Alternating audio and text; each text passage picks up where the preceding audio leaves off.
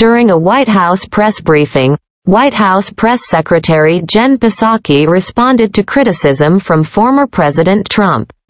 And former President Donald Trump says that the tax increases that are in the corporate tax increases that are in the plan will shift more companies and jobs overseas, and that China will be the big winner there.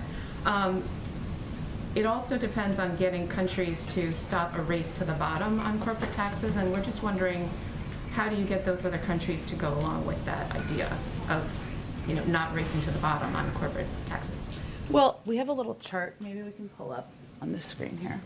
Hopefully, we'll cue it to come up just to show. Was it up before? Well, we'll bring it up again because it's a relevant one for people to take a look at. That just shows the journey of corporate tax rates over the course of the last several decades. The fact is, the corporate tax rate at 21% is lower than it has ever been in the past. What we're talking about is raising it to 28%, which is lower than it's been in the past several decades for most of that period of time. And it goes back to a rate that was the case during part of the Bush administration. See, as you can see here. Now, during the 60s, it was up over 50%. Obviously, that's incredibly high. And it's gone down progressively. And it was in the mid-30s, as you can see, through about 2015 or right before then. And then it went dramatically down. What we're talking about is just raising it to a rate that is lower than it has been through the vast majority of time over the last 70 years. And we think that's an incredibly reasonable proposal. I will say that in the wake of the 2017 tax giveaway to corporate America, I should say, 91 of the Fortune 500 companies paid no federal taxes. No, zero federal taxes.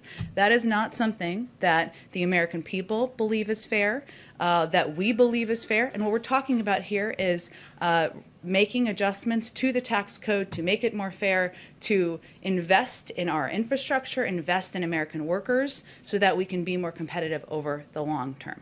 And then lastly, earlier today in Kentucky, Senator McConnell was talking and said that the package, quote, is not going to get support from our side.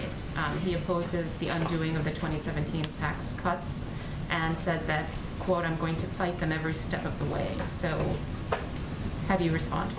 I think there's some more questions to be asked. Does he disagree that our nation's infrastructure is outdated and needs repair?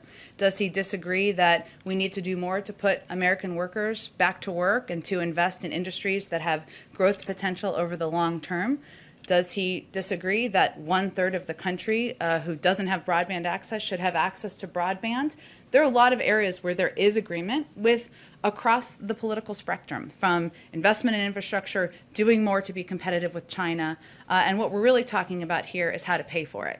And so what we're looking for is proposals of alternatives. If you don't want to raise the corporate tax rate still lower than it's been over the last 70 years and across decades, if you don't want to do that, if you don't want to put in place a global minimum tax, what are the alternatives? We're happy to hear those proposals.